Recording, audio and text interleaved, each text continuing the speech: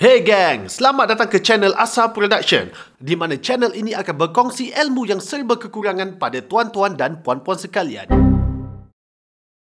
Dan hari ini saya ingin tunjukkan cara-cara tukar minyak enjin atau minyak hitam Y-Suku ZR. Video ini khas untuk pelbagai lapisan masyarakat dan sesuai bagi mereka yang baru belajar, pemerhati atau sesiapa saja yang ingin mengisi masa lapang dengan menonton cara tukar minyak enjin.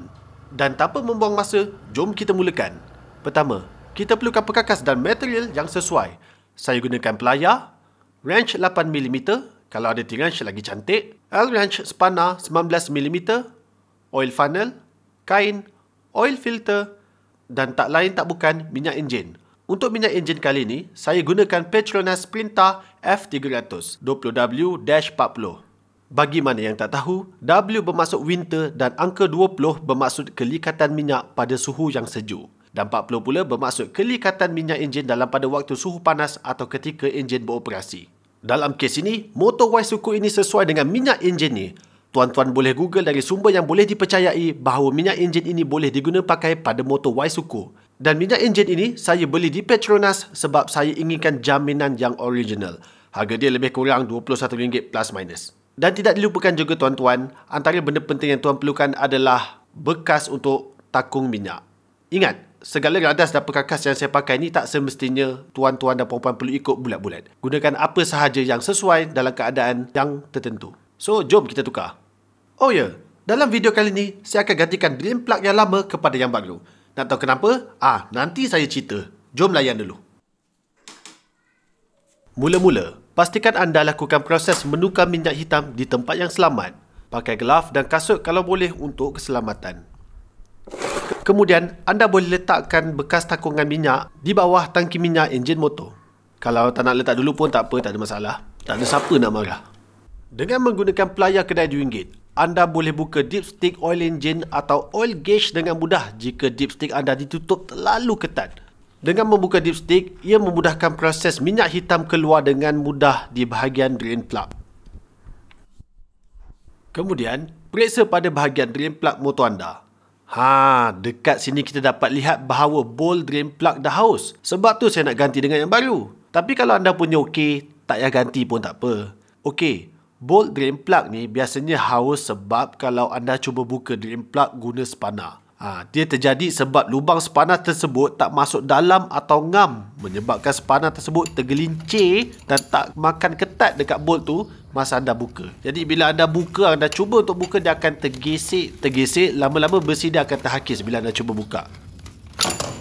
Kalau boleh, drain plug ni janganlah haus. Sebab kalau haus, takut drain plug ni susah dibuka pada masa akan datang.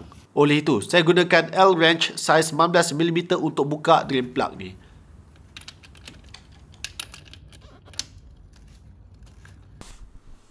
Pusingkan wrench anda pada arah lawan jam jika anda melihat drain plug dari arah bawah.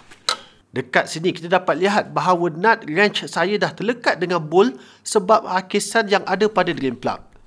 Jadi saya terpaksa buka dengan adanya nut tersebut. Kebiasaannya kita hanya akan buka drain plug itu sahaja. Tapi dalam kes saya ni, ia berbeza. Dan masa dah nak habis buka tu, pastikan anda tekan sikit ke atas supaya spring dan filter tak jatuh ke bawah. Dan dalam kes ni, saya gagal untuk bagi dia tak jatuh. Tapi tak ada masalah. Tak ada siapa nak marah sebab engkau boleh cuci kejap lagi kan. Kemudian, biarkan minyak hitam keluar sehingga habis. Goyangkan motor anda sedikit untuk memastikan minyak hitam keluar sehabis boleh dari setiap sudut tangki minyak enjin anda.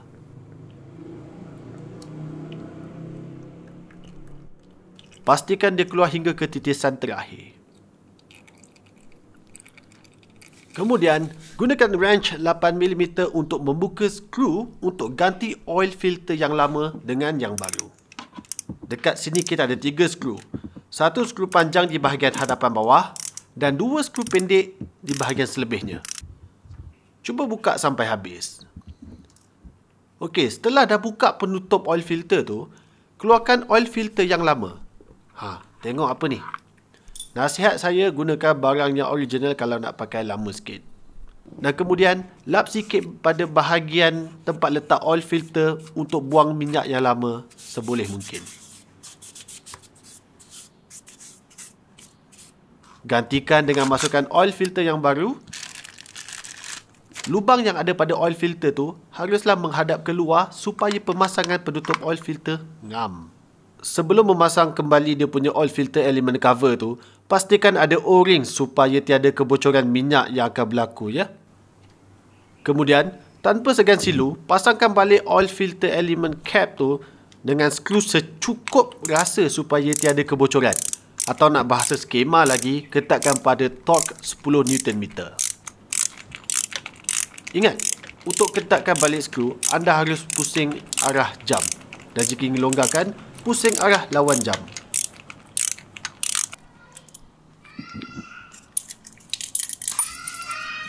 Untuk penjimbatan jam maksimum, cabut O-ring di drain plug yang lama dan gantikan di bolt drain plug yang baru. Kemudian, cuci segala apa yang boleh dicuci sebelum kembali pasang pada tempatnya.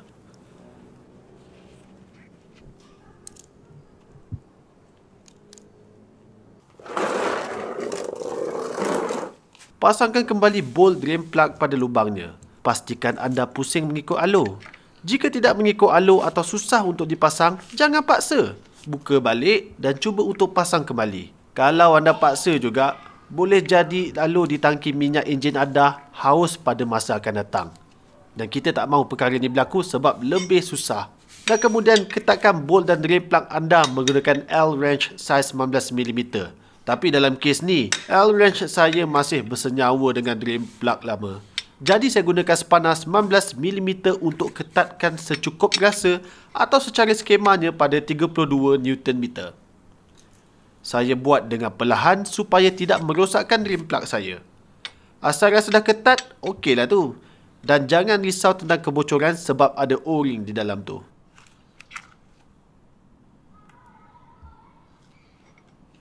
Kemudian, lap di kawasan tersebut supaya anda dapat kesan jika ada kebocoran berlaku pada masa akan datang.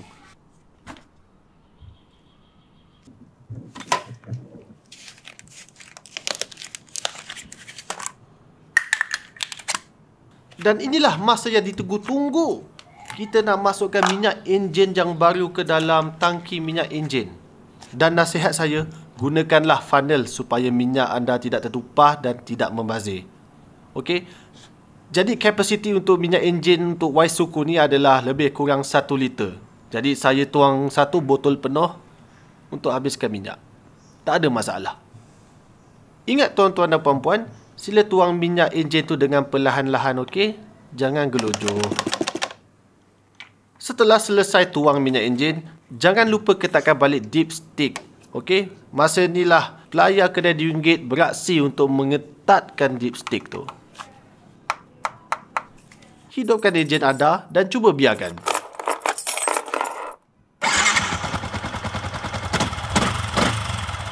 Periksa jika ada kebocoran minyak enjin ataupun tidak. Kalau tak ada, Alhamdulillah. Dan apa lagi? Jom kita test memandu. Tapi sebelum kita test drive, kita lupuskan minyak hitam yang telah diguna pakai dengan cara yang sepatutnya. Supaya alam sekitar kita terpelihara dan tidak memberi ancaman pada haiwan. Antara cara ingin melupuskan minyak hitam, anda boleh pergi ke bengkel dan beli diorang minyak hitam untuk kegunaan apa-apa diorang lah. Dan ya, jom kita test motor ni.